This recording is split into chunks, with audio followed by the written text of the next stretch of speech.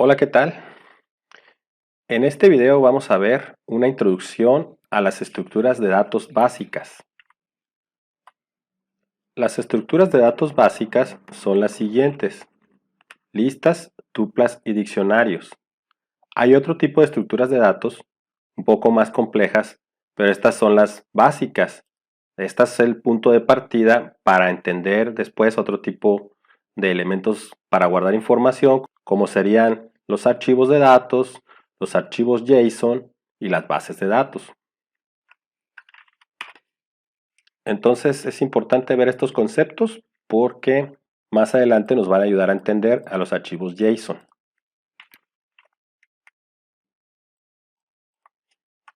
La lista es el tipo de estructura de datos más sencillo de todos.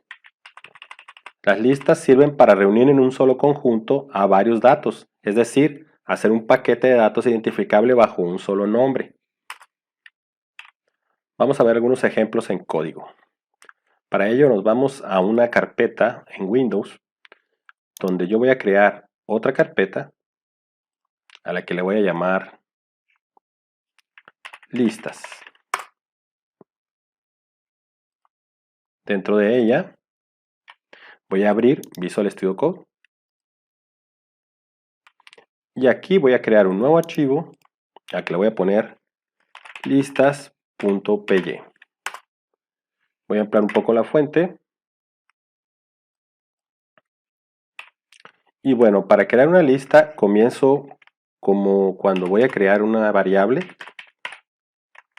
o un objeto.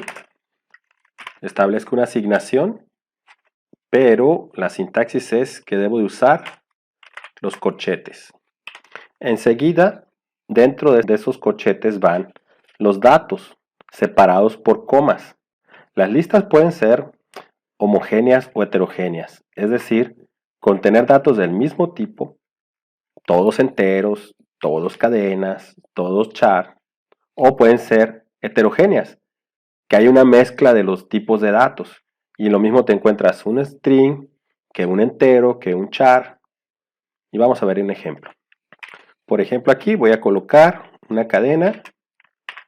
Como primer elemento de la lista le voy a poner Python. Puedo poner un número entero.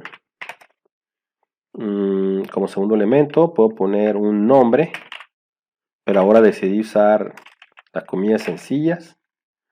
Puedo poner un número flotante, el típico 3.14, o puedo poner otro número, por ejemplo este. Por aquí por abajo ponemos un print, ponemos lista y ejecutamos. Y me sale esta información. Como pueden ver, es la misma estructura que está aquí. ¿Cómo comprobamos que es una lista?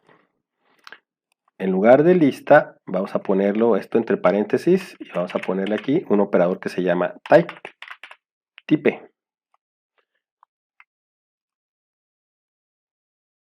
Y ahora nos dice que es una clase lista, o sea, es una lista.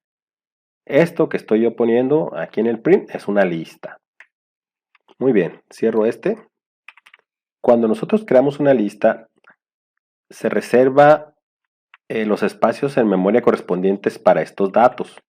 Todos bajo el mismo nombre lista, pero cada uno tiene una posición.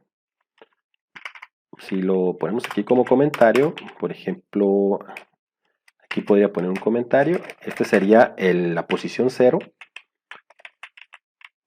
Aquí vamos a poner posición para que quede más claro. Python sería la posición 0, el dato de 120 sería la posición 1, nombre sería la posición 2,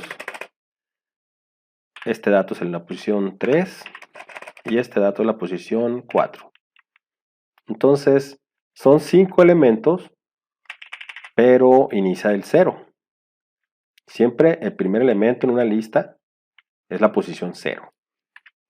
Si yo quiero tener acceso a cualquiera de los elementos de la lista, pues tengo que hacer uso de su nombre, del nombre de la lista, poner los corchetes aquí y poner en la posición que yo quiero. En este caso, el valor de la posición 3. Y vamos a ver qué me arroja esto. Me dio 3.14. Y efectivamente corresponde al valor de la posición 3. Vamos a limpiar un poco aquí. Vamos a poner aquí un import OS para este ejemplo. Y vamos a limpiar la pantalla por aquí.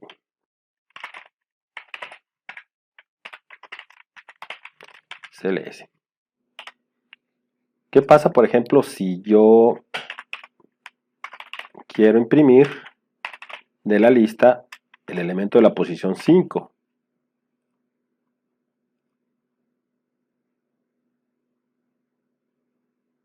Y me imprimió el 3.14 correctamente y después me marcó error. Me dice que el índice está fuera del rango, el índice de la lista. Y esto es porque el 5 está fuera del rango válido que era de 0 al 4 para esta lista. Entonces estoy fuera de los límites. No es correcto. Entonces vamos a ponerle aquí un comentario. Falla si el rango para el índice es de 0 al 4. Así como puedo recuperar el valor de una lista, puedo también escribir o reescribir el valor de alguna casilla. Por ejemplo, quiero renombrar este Python para cambiar su valor. Entonces tengo que recurrir al nombre de la lista, a la anotación de los corchetes, a una posición válida para ese rango. Voy a escoger Python porque es la primera posición, que es la que quiero cambiar. Y le voy a decir que ahora se va a llamar Ruby, otro lenguaje. Pero obviamente no voy a poder ver qué sale en pantalla si no la imprimo. Puedo volver a imprimir la lista y veo qué me sale. Bueno, se me olvidó comentar esta de aquí, que no se va a ejecutar. Ahora sí. Estoy modificando aquí, podría aclarar esto. Modificando la primera casilla de la lista. Y efectivamente ya no es Python, ahora es Ruby. Algo interesante aquí también es cómo se comporta cuando yo imprimo esta misma instrucción, pero con un asterisco aquí. ¿Qué hace el asterisco? Me imprime los puros valores fuera de la lista.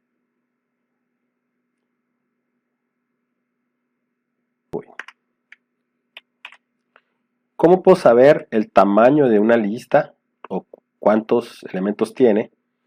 Existe una función que se llama len, print len, y dentro de esa función, la lista, y a ver qué me imprime esto. Y me imprime 5. ¿Ese 5 qué quiere decir? Pues que son 5 elementos en la lista.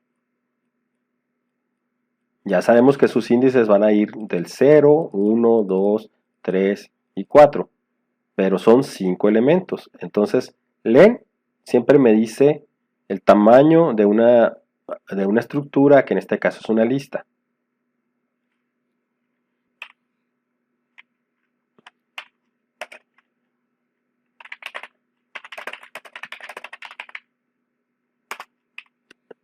Les recuerdo, si no lo están haciendo, que yo tengo aquí activada la opción de autoguardado. Si no tuviera esta opción, estuviera teniendo que guardar cada vez que voy a probar un código. Así que autoguardado. Si no estuviera activo, yo tendría que estar guardando manualmente antes de ejecutar.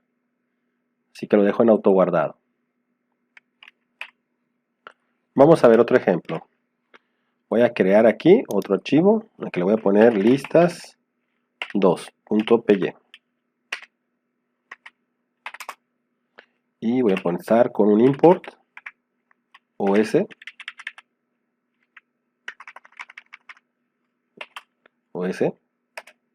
y por acá voy a poner un os.system CLS para limpiar la pantalla. Bien, ahora voy a crear una lista que le voy a llamar colores. Debo usar los corchetes y como valores voy a poner, primer ejemplo, azul, una coma por acá, rojo, verde, vamos a poner uno más que sería el amarillo, uno más, morado. Bien, entonces si yo mando a imprimir esta lista, hago algo así como print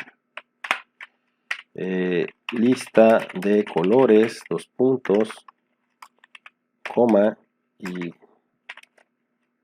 colores, se me fue una R de más. Vamos a ver qué obtengo. Azul, rojo, verde, amarillo. Esa es mi lista de colores. Muy bien. Si yo quisiera imprimir la lista de colores, pero en un renglón distinto cada dato, tendría que hacer un ciclo. Por ejemplo, print lista de colores, dos puntos.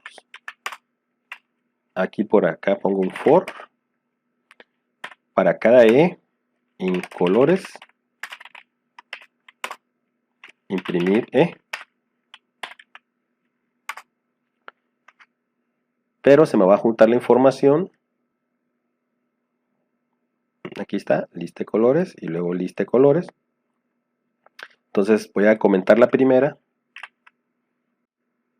Cuando yo pongo comentarios, pongo el control y la llave que cierra.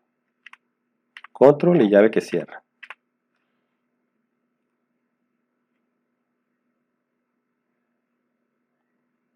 Vuelvo a poner comentarios y nada más vería el ciclo. Muy bien, así veo en cada línea a cada uno de los valores o elementos de la lista. Por eso le puse E, estaba pensando en la palabra elementos. Esto era nada más para mostrarles, entonces me quedo con la primera forma y le pongo comentarios a la segunda. ¿Y cómo puedo agregar elementos a una lista? Por ejemplo, vamos a agregar el color negro. Si la lista ya está creada, hay un método que se llama append, que significa agregar, y la vamos a poner negro. Vamos a agregarle otro más. En este caso terminó siendo una lista homogénea porque todos los datos son del mismo tipo, que son strings para este ejemplo.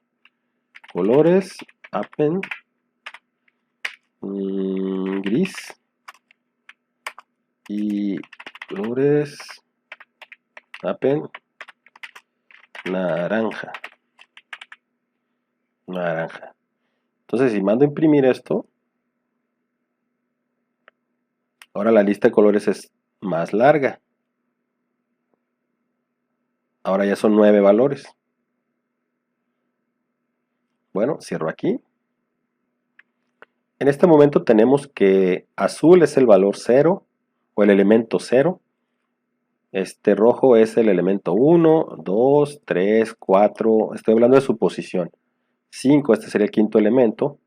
Sexto, séptimo y octavo. Entonces son 9 valores, pero que van en las posiciones del 0 al 8. Aquí abajo voy a imprimir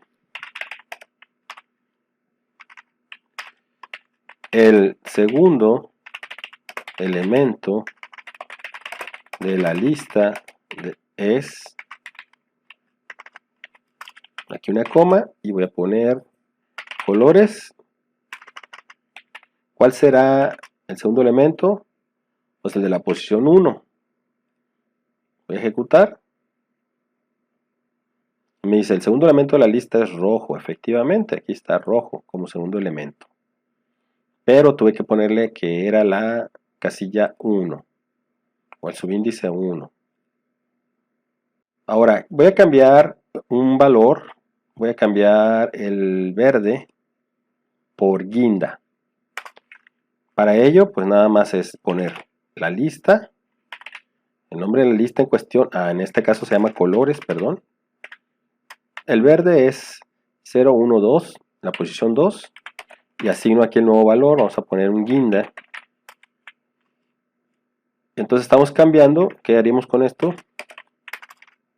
¿Qué haremos con estos datos? Estamos cambiando ya el elemento de la posición 2. ¿Qué pasa si pongo colores? Insert. ¿Para qué servirá este método? 2.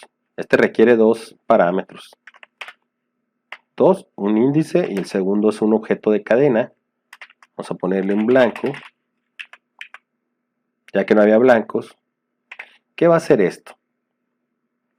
¿Será que va a cambiarme al guinda? ¿Será que ya no voy a tener el guinda en la lista? Bueno, no lo voy a ver porque sigue saliendo verde porque no mandé imprimir después de que hice este cambio, ¿verdad?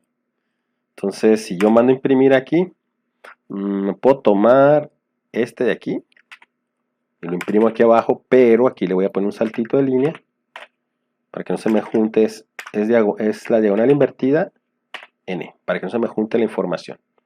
Ejecuto. Y ahora ya no hay verde, fue cambiado por guinda, pero después vino la instrucción esta del insert, que metió el blanco en la posición 2, y lo demás, como vimos, no se perdió, sino que lo insertó y empujó a los demás datos. Primero esta, la línea 18, lo que hizo fue introducir el valor guinda en lugar del verde. Pero después vino la instrucción de la línea 19, que en la posición 2 insertó blanco. No sustituyó al valor que estaba, sino que simplemente lo partió, lo empujó, recorrió los otros valores para colocar ahí el valor nuevo que es el blanco. ¿Qué más podemos hacer con las listas? Bueno, ya vimos que podemos agregar elementos. Este es un método, las listas. Podemos insertar elementos. Este es otro método de las listas. Sería interesante conocer otros métodos. Vamos a reducir un poquito aquí la fuente, que se vea todo lo que llevamos. Y vamos a ver. Podemos buscar a ver si tenemos algún valor. Por ejemplo, print. Vamos a buscar. Un saltito de línea aquí. Una pregunta que diga, ¿tenemos guinda? Tenemos guinda. Y lo que vamos a hacer es el nombre de la lista. Hay un método que se llama -contains, con este de aquí, -contains. Y luego aquí vamos a poner el valor que yo quiero buscar, guinda. Ojo que tiene que estar igual de escrito que como lo había escrito la primera vez para que lo encuentre. Si yo pongo la G minúscula o alguna otra letra en otro tipo de case, no va a coincidir y no me va a encontrar esta búsqueda. ¿Qué imprime esto? Me dice true. ¿Tenemos guinda? True, o sea, verdadero. Sí tenemos guinda. Entonces lo que devuelve contains es true o false. Ahí dice, devuelve un booleano. ¿Verdadero o falso? Verdadero si se encontró, obviamente. Falso si no se encontró. ¿Qué más podemos hacer? Tenemos rosa, por ejemplo, copiarme esta línea y pegarla acá y tenemos el color rosa. Rosa tenemos. Me parece que no lo tenemos. Y me dice que es falso. Efectivamente. Voy a quitar este saltito de línea. Voy a ponerlo acá. Bueno, entonces, como ya sabemos que devuelve verdadero si está y falso si no está, yo voy a poner un if aquí y puedo hacer este tipo de cosas. Ya puedo tomar decisiones. Si en colores contienen al negro, que me parece que sí está porque lo había puesto por acá. Sí, colores contiene al negro, muy importante los dos puntos en un if, recuerden. Yo puedo imprimir esto, por ejemplo, print,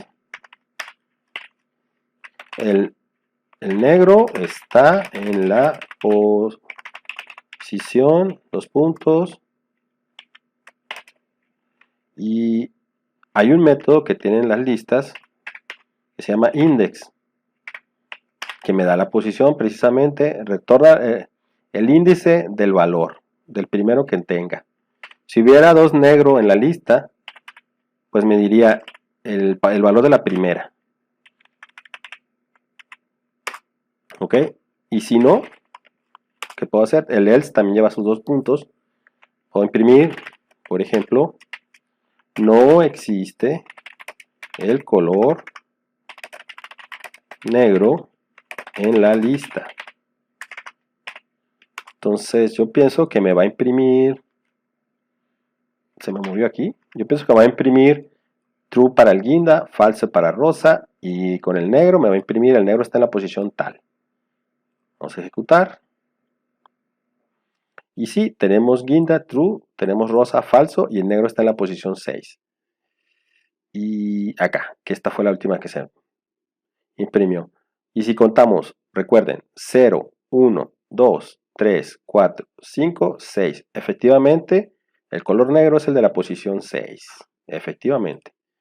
¿Qué pasa si yo hubiera buscado, si en lugar de negro hubiéramos agregado, por ejemplo, cian?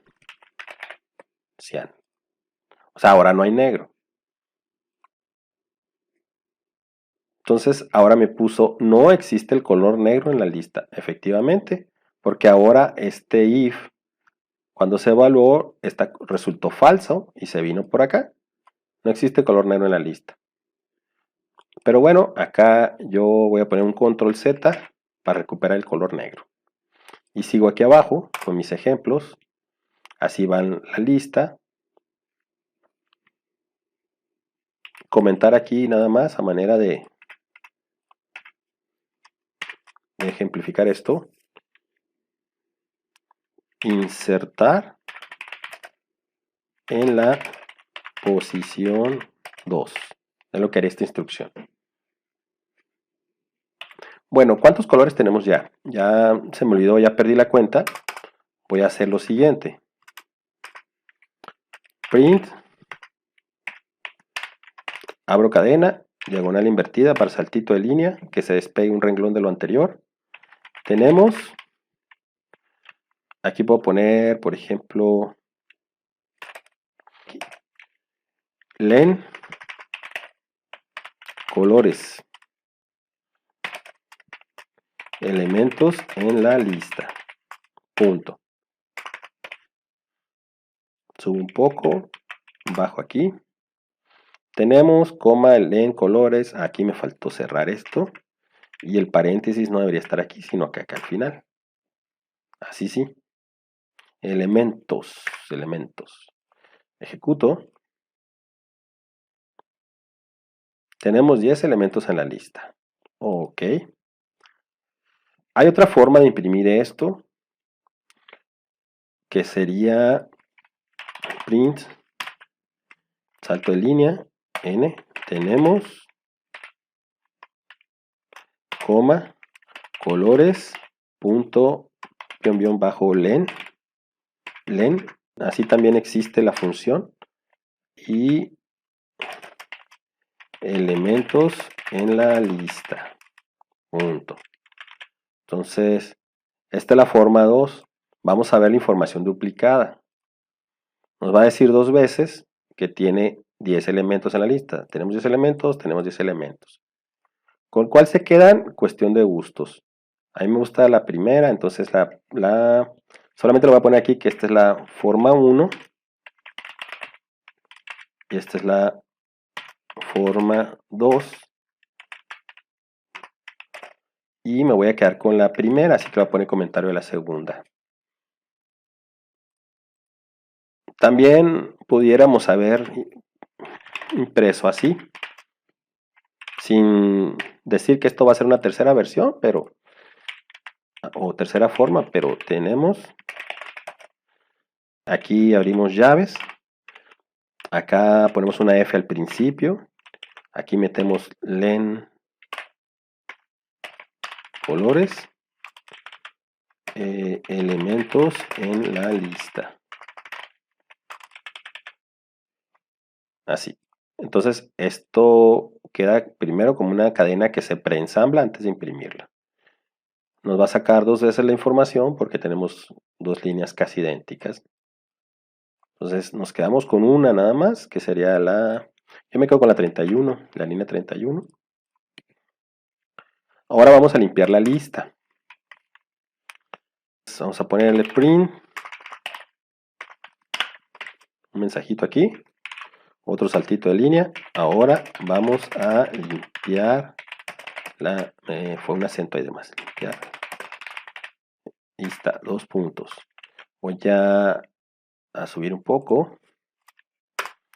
Para limpiar la lista, el método es el nombre de la lista y clear. Aquí está. Es decir, que si ahora yo mando a imprimir la lista, por ejemplo, esta instrucción que estaba acá,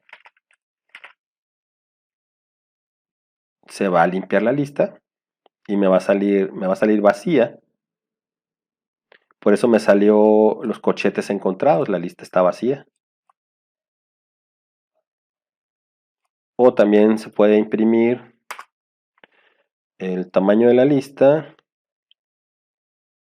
que una como estas, una de estas de aquí, la repetimos por acá y me va a decir que tengo 0 seguramente. Tenemos 0 elementos en la lista, efectivamente. 0 elementos en la lista, provocado por esta instrucción porque el clear pues se deshizo de todos los datos en la memoria y vació la lista. Solamente me quedó el nombre que se llama colores.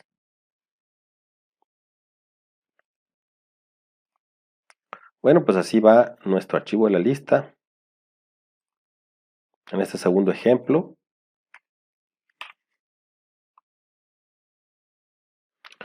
vamos a ver otro ejemplo. Vamos a agregar aquí nuevo archivo. Vamos a ponerle listas3.py. Voy a empezar igual con el import OS. Por acá voy a limpiar la pantalla. System. Una cadena que diga CLS. Voy a hacer una lista con los siguientes elementos. Lista con L mayúscula, tomate, cebolla, huevos, leche, arroz. Una lista del súper. Voy a hacer una segunda lista con estos datos, puros números del 1 al 5. Y voy a hacer una segunda lista con los números, pero del 6 al 10. Bueno, ahora, ¿qué pasa si yo imprimo lista? La primera. ¿Y qué pasa si yo imprimo asterisco lista? También con la primera. Y también voy a imprimir de una vez lista 2 y la lista 3.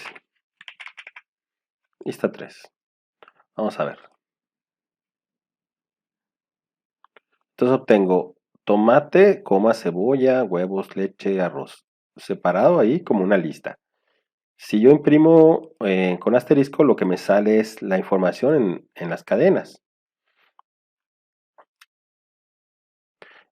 Si yo imprimo lista 2, pues salen los datos de la lista 2. Si imprimo lista 3, pues salen los datos de la lista 3. Hasta ahí nada del otro mundo. Continúo acá. Ahora voy a poner print lo siguiente. Estará la leche. Leche estará en la lista 1. Vamos a ver. La lista se llama lista. No le puse número. Estará la leche en la lista. Leche en lista. Era con L mayúscula. Así. Imprime leche en lista. ¿Qué nos arroja esto? Nos arroja un verdadero, un true, porque sí hay leche en esta lista. En caso de que no se encuentre lo que yo le ponga o lo escriba no de la misma manera que está aquí, pues me va a arrojar un resultado de falso. Enseguida, vamos a ver. ¿Qué pasa si yo pongo lo siguiente? Print lista 2, por ejemplo. Abro corchete, pongo 0, posición 4. ¿Qué me va a decir esto? Me imprimió desde la posición 0 de la lista 2, que era el 1, hasta la posición 4. En realidad, a lo que se refiere el segundo número, lo voy a ampliar un poquito aquí. A lo que se refiere el segundo número, después de aquí de los 2 puntos, se refiere a que me vas a dar una porción de esta lista, comenzando en la posición inicial que te marco yo aquí, a la izquierda de los 2 puntos, que sería esta casilla, me vas a dar hasta la posición 4, pero uno antes, no incluyendo el de la posición 4. El de la posición 4 sería el dato 5, entonces una posición antes pues serían estos primeros 4. Por eso es que esos primeros 4 son los que salen aquí, sale como una sublista. Entonces esto te imprime una sublista. Esta notación se conoce como devanado de listas. Y esa es la notación. La sintaxis podría decirse que el primer número sería el índice donde quieres empezar y índice final menos 1.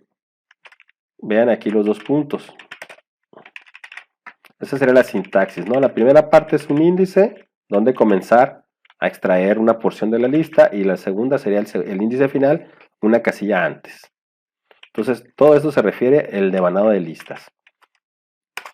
Pero también podemos, aquí voy a cerrar un poco, concatenar listas. Por ejemplo, print la lista 2, que son los números del 1, 2, 3, 4 y 5, más, que es el operador de concatenación, lista 3. Esto es concatenar listas. ¿Qué va a hacer esto? Bueno, debería ser una sola C ahí. ¿Qué va a hacer esto? La línea 16 me produce una sola lista, pero ahora juntó todos los elementos de la lista 1, de la lista 2 y de la lista 3, los fusionó y temporalmente me entregó como resultado otro objeto que termina siendo otra lista.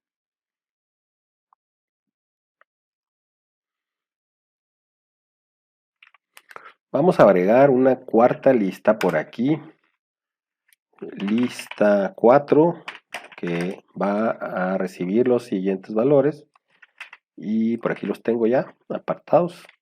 Son estos tipos carácter de F, A, B, C, E, S. ¿Qué vamos a hacer con ellos?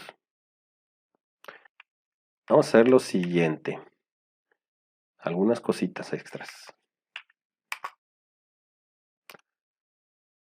Me parece, para que no se mezclen, que debería de ponerlo en un archivo aparte esto. Entonces voy a hacer lo siguiente, miren. Voy a copiar, voy a cerrar todos los archivos. Este era el 2, este es el 3. Voy a empezar uno nuevo aquí, partiendo del 3. Lo que hice fue copiar y pegar. Repito el paso. Aquí, clic derecho, copiar. Clic derecho, pegar. F2 o tecla F2 para renombrar, o con el menú cambiar el nombre, y esta va a ser el 4. Y acá voy a quitar estos datos de aquí. Y en el 3 todavía no estaba esta lista, ¿ok? En el 3 todavía no estaba, en el 4 ya aparece, pero voy a poner otros ejemplos. Entonces, ¿qué va a pasar si yo hago lista append 50? 50. Agregar el 50 a la lista primera, la que no tiene número. ¿Creen que marque error? ¿Ustedes creen que marque error? A ver, ¿y si le imprimimos?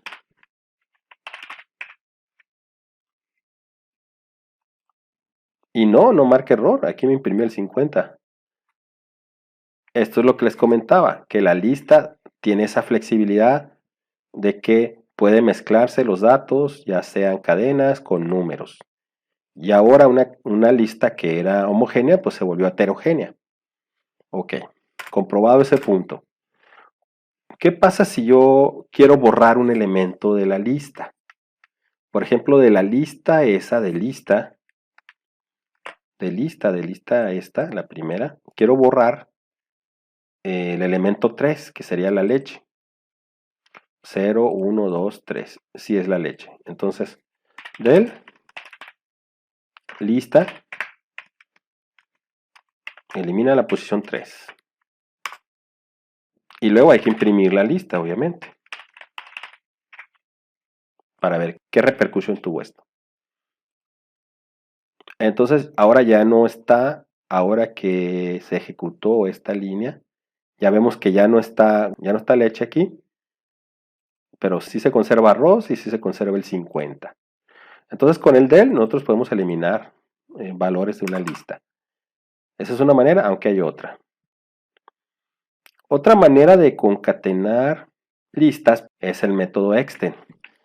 Acá en el ejemplo anterior yo había puesto esto, de imprimirlo así, pero la lista que me daba esto, si recuerdan,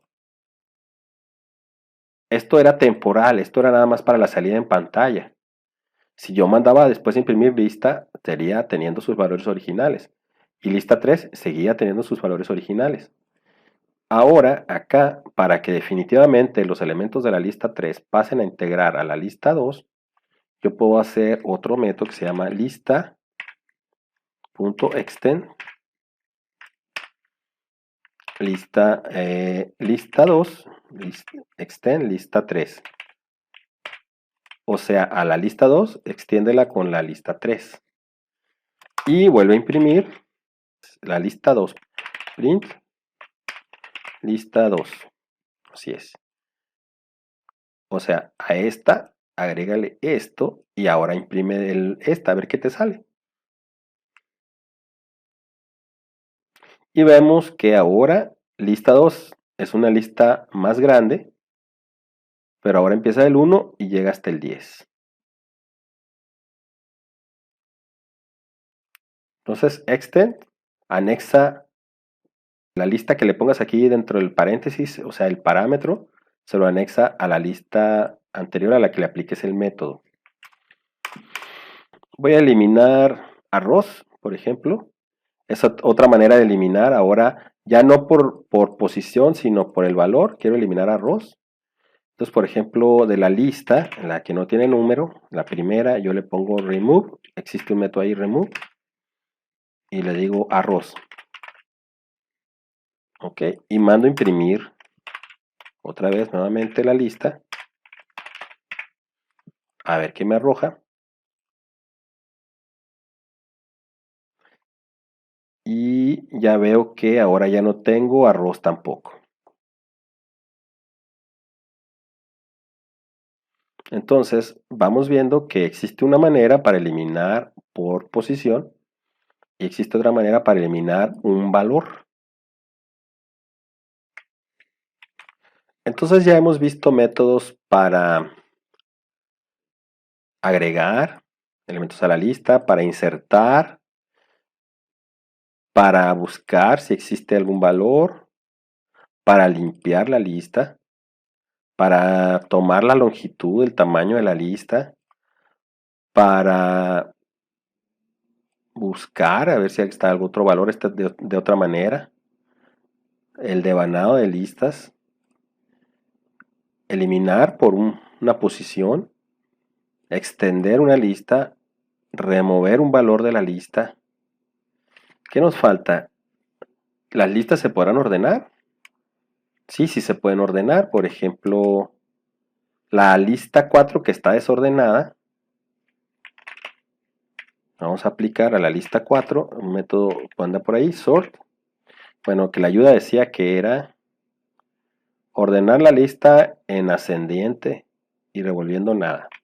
Entonces lo ponemos así y vamos a imprimir esa lista 4. Lista 4. Entonces fíjense bien cómo está la información originalmente y cómo queda después de haber aplicado el método de sort. Pueden ver que ahora está ordenada. A, B, C, D, E, F. Bueno, estos son los métodos más comunes utilizados en las listas, pero no son los únicos métodos. Cerramos esto. Cerramos. Y aquí ahora creo otra carpeta para los diccionarios. Diccionarios en Python. Entro ahí y cargo Visual Studio Code.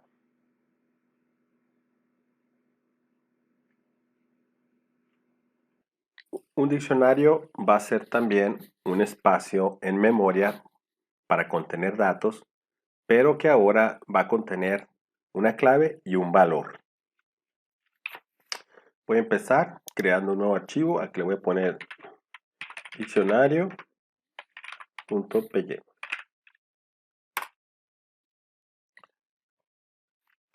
Si para una lista usamos nosotros los corchetes, para un diccionario vamos a usar las llaves.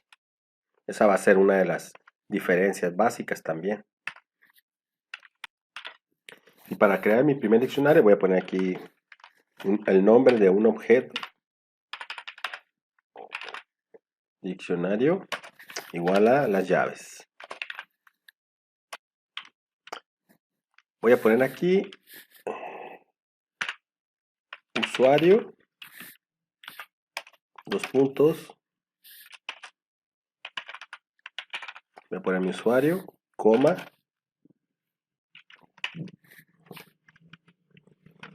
contraseña, dos puntos. Estoy inventando, ¿no? Por supuesto no pondría una contraseña en vivo aquí. Lo que vemos aquí es parejas de datos. Una clave y su valor. Separado por coma de otra pareja que sería otra clave y su valor. No se vale que se repita el nombre de la clave. No puede haber dos claves usuario o no puede haber dos claves contraseña. Este es un diccionario, entonces si yo imprimo diccionario, entonces si yo imprimo el diccionario aquí,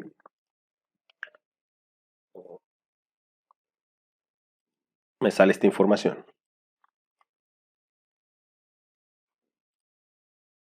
Me detengo. Si yo ahora pongo el type aquí, como aquel ejercicio de las listas, me devuelve que es una clase diccionario, es un diccionario. ¿Y qué pasa si no hacemos caso de esa regla que dice que no debe de repetirse dos claves? Por ejemplo, vuelvo a escribir aquí usuario y quiero ponerle un valor de Carlitos, por ejemplo. Si lo mando a imprimir, print aquí, diccionario, vamos a ver qué pasa. Y me dice que me imprime el usuario Carlitos y a la contraseña 1, 2, 3, 4, 5, 6. Quiere decir que el primer usuario se ignoró. Se terminó quedando con este. ¿Qué está pasando? Que en memoria, cuando se subió el usuario, la primera vez le puso Jopado. Cuando se subió la clave contraseña, se quedó con ese valor. Cuando se sube esta, en memoria no se pone una nueva, sino que como ya estaba usuario, el valor anterior se sustituye por el más reciente, que es el que aparece después. Y es lo que está pasando aquí. Entonces, esto no va a marcar error, pero tenemos que tener mucho cuidado nosotros de no repetir claves, a menos que sepamos y que deseemos ese efecto precisamente de que se actualicen los valores. Eso no es un problema, al contrario, es una ventaja. Para ciertos algoritmos donde yo, por ejemplo, me interesa obtener frecuencias, la cantidad de veces que se repite un mismo valor en otra estructura, me apoyo en un diccionario de tal manera que si ya está presente esa clave, solamente le incremento un contador, no la vuelvo a meter, solamente incremento ese contador. Entonces voy a corregir esto y me deshago de la segunda clave. Me parece que si dejamos una coma aquí también podría marcar error. No, no marca error. En una versión anterior de Python sí marcaba error, porque te decía que dejabas el diccionario sin terminar, esperando por un siguiente valor de clave, pero al parecer aquí ya no da problemas. De todas maneras se la voy a quitar. Cierro aquí. Bueno, vamos a cambiar un poquito aquí. Vamos a repetir diccionario como nombre. Y este de aquí lo vamos a comentar. Vamos a empezar nuevo diccionario. Llaves. Vamos a ponerle una clave que se va a llamar nombre. Con un valor que le voy a poner José, coma, apellido, con un valor que se va a llamar Padilla, en mi caso. Otra más que podría ser, por ejemplo, estatura. Los puntos, vamos a poner 1,77 con esos. Voy a ejecutar y me arroja que se me imprime el diccionario y la clase diccionario. Bueno, ahora vamos a agregar aquí las rutinas que me permiten limpiar la pantalla. Y por acá, antes de empezar a mandar mis prints a la pantalla, vamos a poner el CLS. Vamos a deshacernos de esta por el momento. Y observo que cuando lo ejecuto que pues me da el diccionario.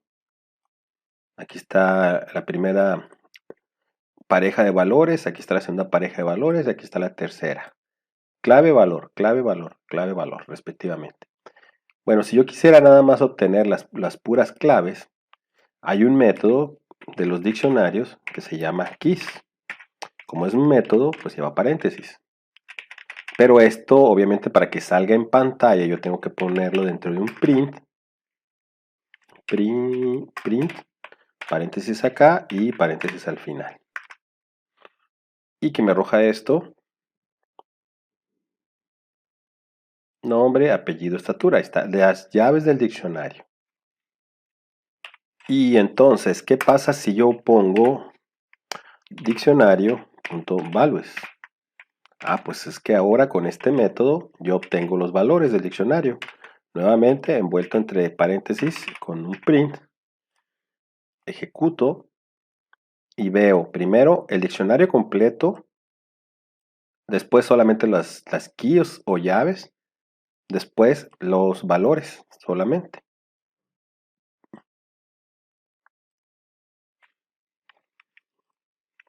Si yo pongo print diccionario, abro corchetes y pongo estatura, por ejemplo, ¿qué me va a arrojar esto? Y me arroja 1,77 que está acá, este valor. Es decir, que cuando yo quiera imprimir el valor de una clave, solamente pongo el diccionario y en esta notación entre corchetes la clave que me interesa y Python me devolverá el valor correspondiente. Pero ahora, ¿cómo podemos modificar un valor? ¿Y cómo podemos agregar una clave nueva? Si quiero agregar una nueva clave, voy a escribir el nombre del diccionario, corchetes, me da las claves que ya se sabe, pero voy a poner una nueva aquí, voy a poner email y el valor sería una cadena aquí, mi correo personal. Si yo mando imprimir diccionario, o sea, me copio esta instrucción, la 7 para acá, que me arrojaría esto en pantalla. Ahora veo el diccionario completo, donde aquí está la primera pareja, segunda pareja, tercera pareja y aquí está la cuarta. Y así de sencillo es agregar una llave con su valor a un diccionario.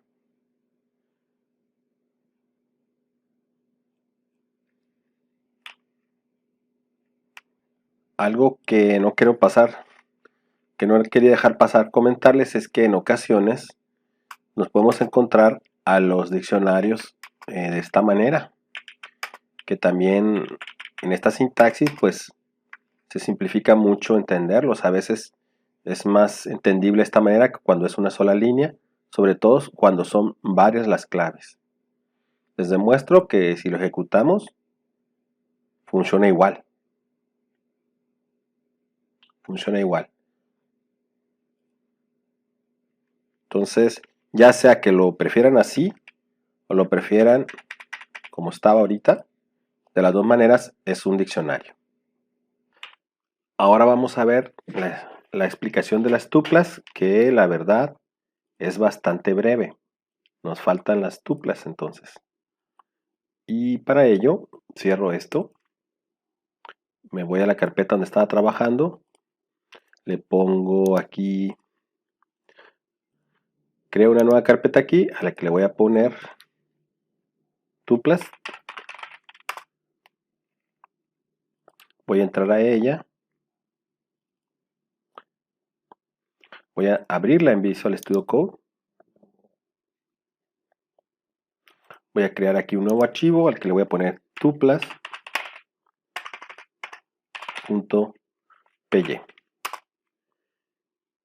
Y una tupla se crea de esta manera.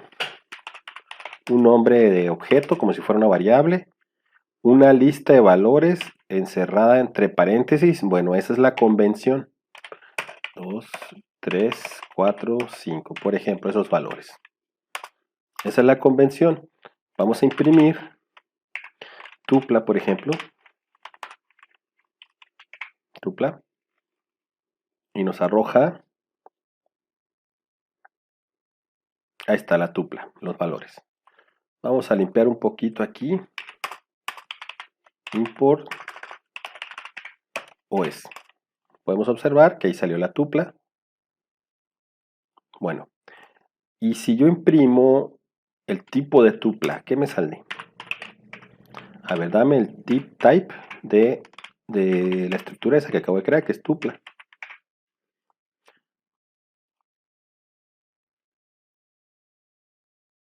Y me dice class tuple. Se confirma que es una tupla. Ahora bien, fíjense, si yo le quito los paréntesis y la ejecuto, sigue diciendo que es una tupla y me la imprime como tupla. ¿Qué nos dice esto como conclusión?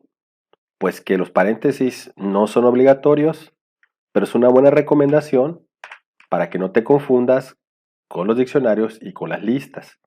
Entonces yo sí recomiendo que utilices tus paréntesis para hacer notar muy bien que se trata de una tupla. De la misma manera que con las otras estructuras, por ejemplo, yo puedo imprimir, puedo acceder a los elementos, a ver, imprímeme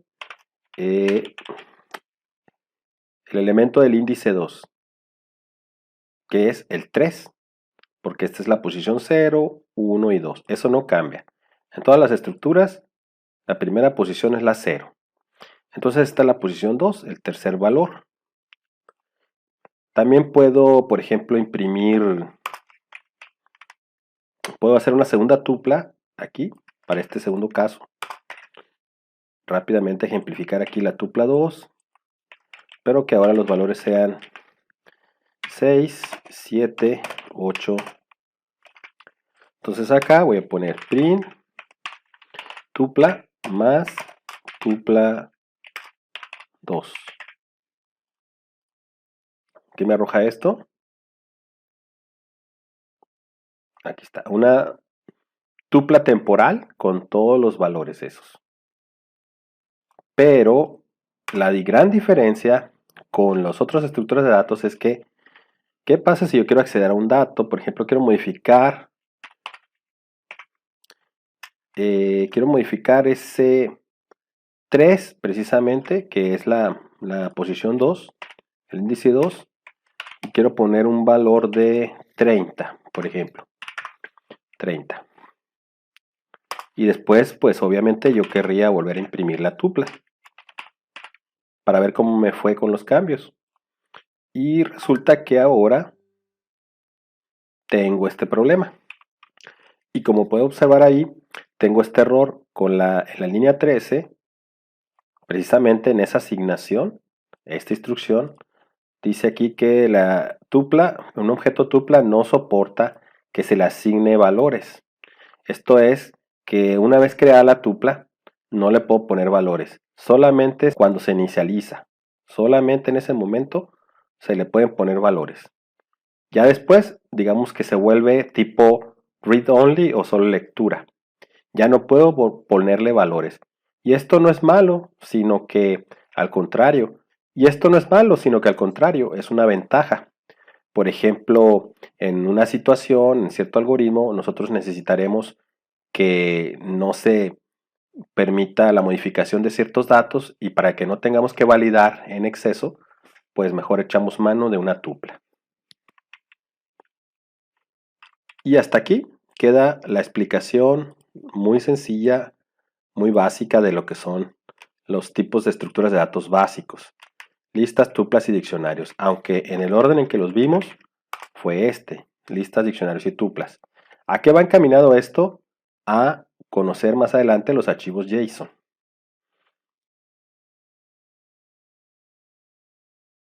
Bueno, por ahora este video queda hasta aquí y espero que les sea de utilidad para futuros conocimientos.